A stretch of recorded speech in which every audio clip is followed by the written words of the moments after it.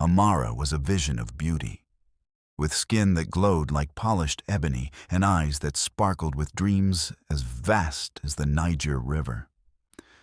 Her laughter was a melody that danced through their modest home, bringing warmth to every corner.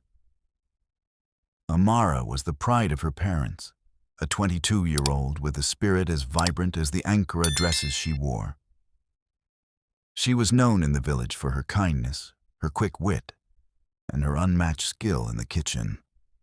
Her jollof rice could make neighbors linger at the gate, hoping for an invitation, and her egusi soup was the talk of every gathering.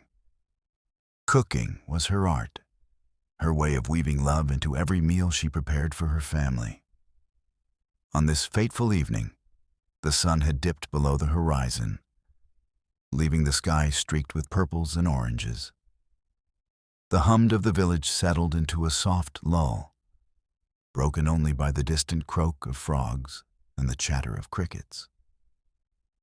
Inside the family's cozy home, her mother and father sat in the parlor, their eyes fixed on an old Nollywood film playing on their small television.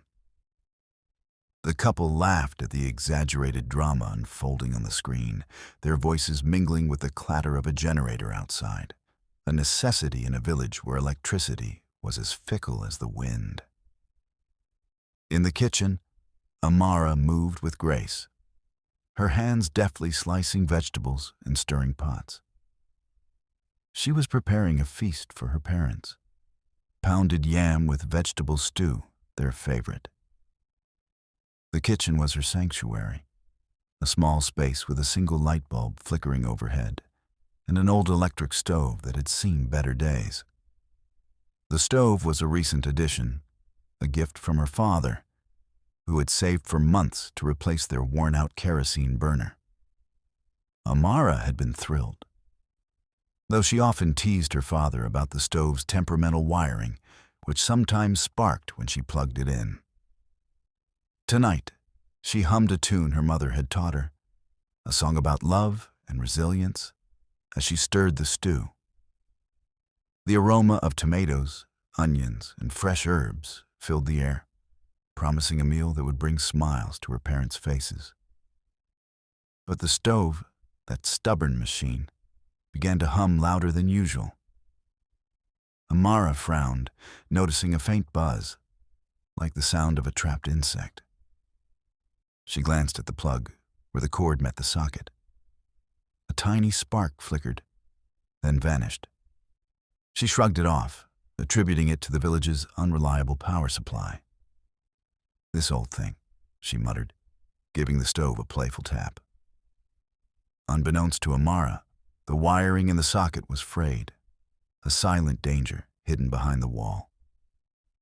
The village electrician, a man more enthusiastic than skilled, had installed it months ago, cutting corners to save time. That small oversight, that tiny flaw, was about to unravel the fabric of a family's joy. In the parlor, her mother leaned back on the worn sofa, her laughter fading as the movie reached a quiet scene. She glanced at the clock on the wall, its hands ticking past 7 p.m. "Amara is taking her time tonight," she said, her voice tinged with mild concern. Her father waved a hand dismissively. "You know our girl. She's probably perfecting the stew. Let her work her magic." But the minutes stretched on, and the absence of Amara's usual chatter from the kitchen began to gnaw at her mother's instincts.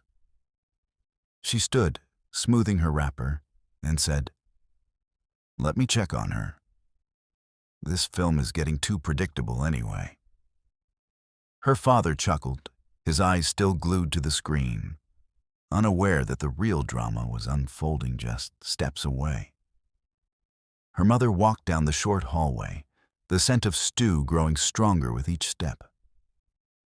She called out, "Amara, is everything all right?"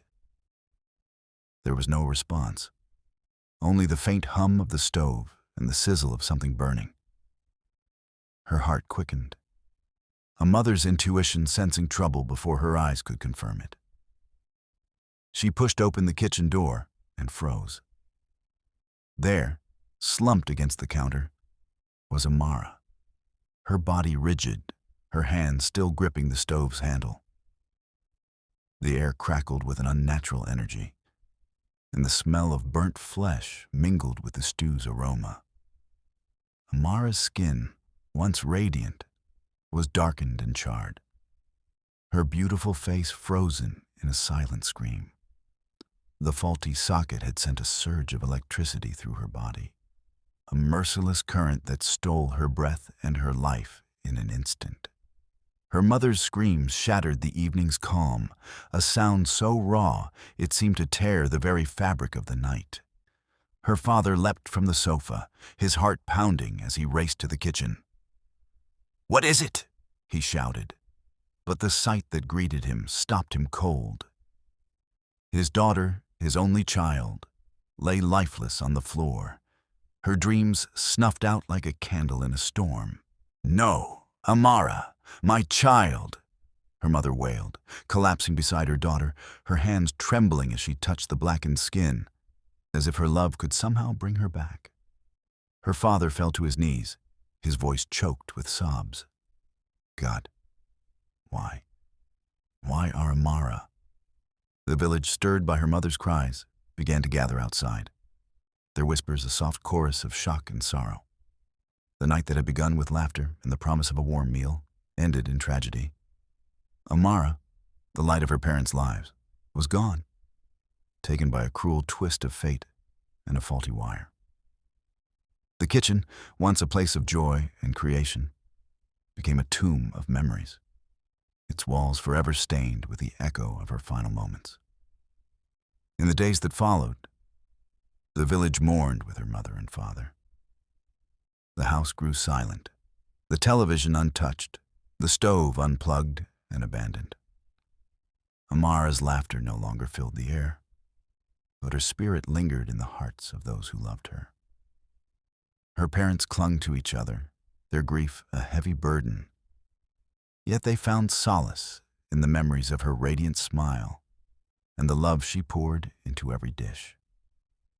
And so, the story of Amara, the beautiful African lady whose life was cut short, became a whispered tale in the village, a reminder of life's fragility and the unseen dangers that lurk in the ordinary. Her parents carried her memory forward, their love for her an eternal flame that no tragedy could extinguish. Subscribe now before going to your kitchen.